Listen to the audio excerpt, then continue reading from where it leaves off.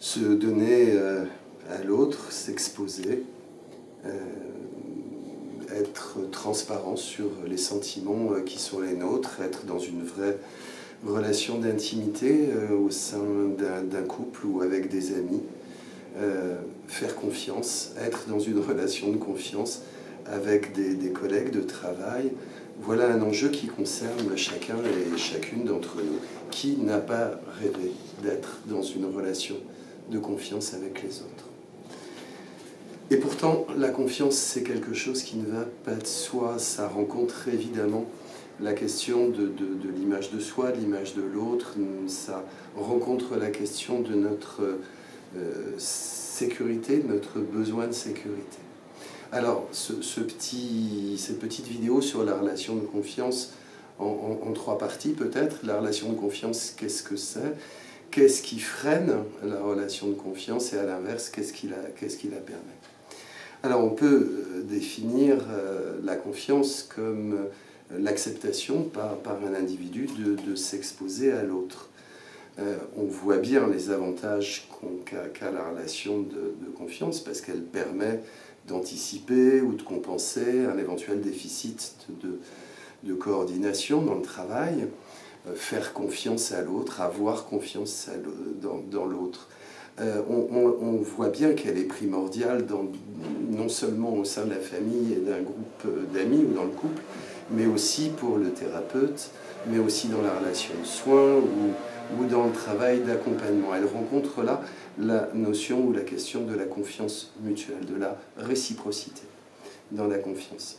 Ce qu'on peut dire, c'est que cette confiance relationnelle est une croyance particulière dans les actions ou les résultats des actions entreprises par l'autre, qu'elle s'éprouve dans l'interaction, qu'elle suppose des mises en situation, des épreuves qui permettent de tester la confiance que l'on inspire ou que l'on place dans l'autre.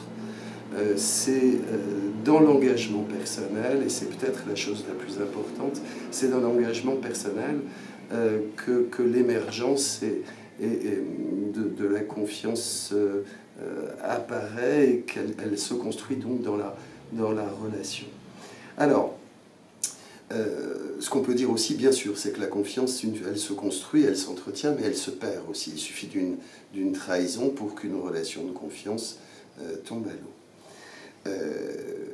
Encore un mot sur l'importance de la relation de confiance. Elle semble être le préalable à la collaboration véritable, à la participation véritable au sein d'une équipe ou d'un groupe.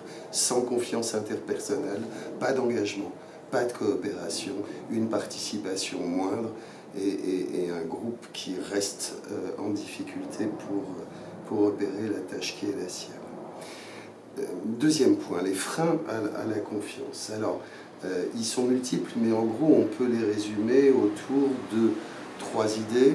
Les expériences qui sont les nôtres, des expériences négatives, nous amènent à nous défier de l'autre, la peur, elle nous amène à nous méfier. L'éducation reçue, si j'ai entendu 25 fois, tu ne peux pas faire confiance aux autres, tu ne peux faire confiance à personne. Enfin, les croyances que nous avons quant à nous-mêmes, quant aux autres et à la vie. Il y a des croyances limitantes, j'y reviendrai.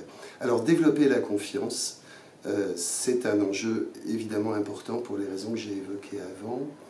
Deux éléments sur cette histoire de confiance. Développer ma confiance dans les autres, c'est la première idée.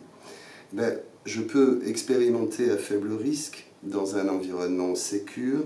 Je peux aussi réinterroger mes croyances. Ce qui était vrai ou bon à un moment donné pour moi, je ne peux pas faire confiance à ce parent, par exemple. Je ne peux pas faire confiance à cet enseignant, par exemple, n'est pas forcément et nécessairement vrai tout au long de la vie. Réinterroger ses croyances et ses croyances limitantes, c'est un élément important. Et puis, dernier aspect, je peux aussi développer, moi, la confiance chez l'autre, avec mon partenaire, avec un collaborateur, avec quelqu'un qui est important pour moi. Alors, trois petites idées toutes simples. Ne jamais trahir. La trahison, c'est ce qui met fin à une relation de confiance. S'engager soi-même.